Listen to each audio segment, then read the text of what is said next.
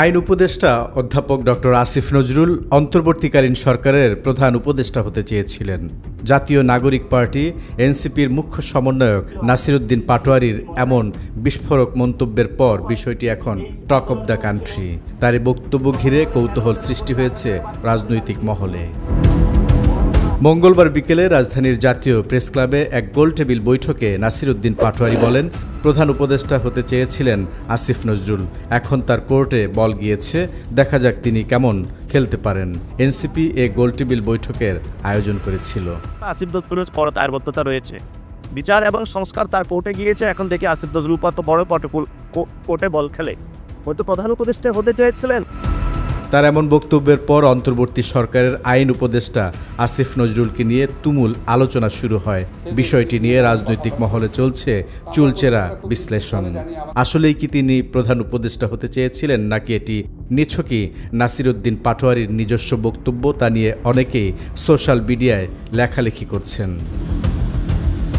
বুধবার আবারও আসিফ নজরুলকে নিয়ে কথা বলেন নাসিরউদ্দিন পাটোয়ারী।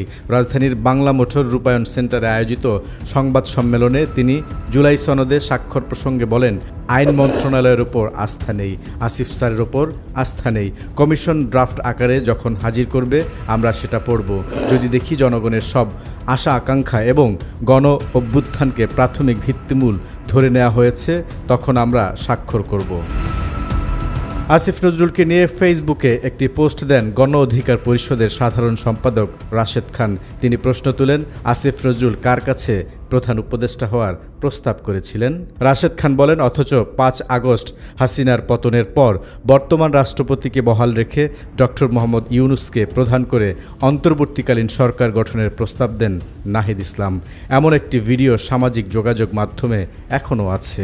এছাড়া গত 18 সেপ্টেম্বর আন্তর্জাতিক অপরাধ ট্রাইব্যুনালে সাক্ষ্য দিতে গিয়ে নাহিদ ইসলাম বলেন, পূর্ব প্রস্তুতি হিসেবে তারা নতুন সরকার গঠনের জন্য মোহাম্মদ ইউনূসের সঙ্গে আলোচনা করেন। ৪ আগস্ট তাকে নতুন সরকার প্রধানের দায়িত্ব পালনের প্রস্তাব দেন তারা। বিষয়টি নিয়ে রাজনৈতিক দলগুলোর নেতাদের মধ্যে বাহাস হলেও আসিফ নজরুল এখন পর্যন্ত কোনো মন্তব্য করেননি।